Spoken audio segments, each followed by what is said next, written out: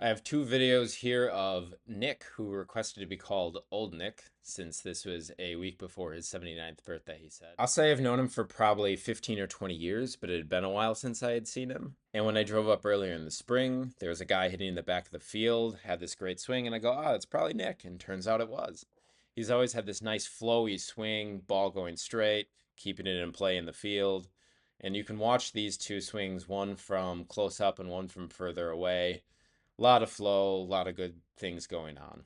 And we were talking, and I was telling him about the changes I've made the past few years, about how the golf swing should be a backhand disc golf throw. And he goes, oh, yeah.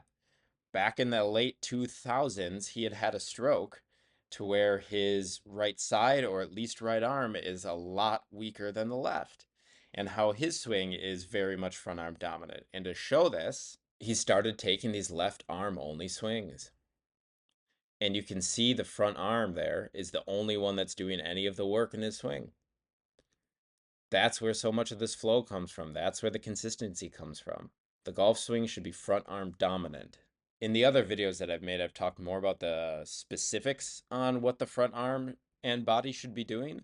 But really, the purpose of this is to show that if you want to be playing golf till you're 79, have a front arm swing. It's really easy to do. It does not matter if you have all the points that I'm talking about. For example, here is the impact position with his front arm. And if you remember from the last video where I talked about how the elbow hinge and the wrist hinge should be aligned at impact, he's not doing that here. Even with the coat, you can see how his arm is in front here, and it definitely looks in handshake mode.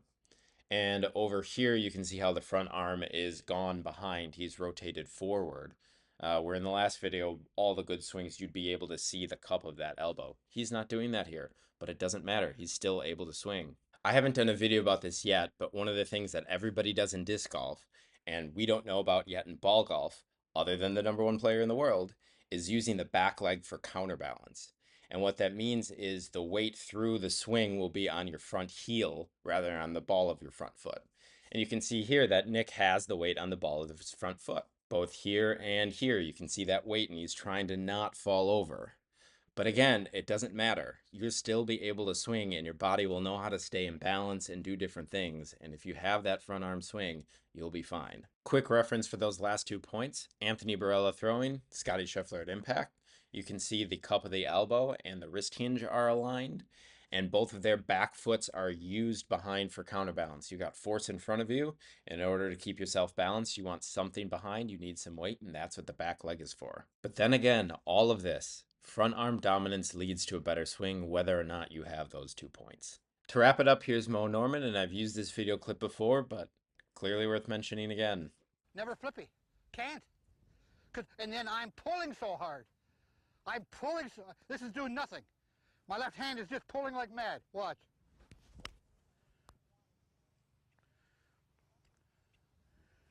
My right hand's only going along for the ride. You're not a throw swingy, you're a pull swing. Oh, yes.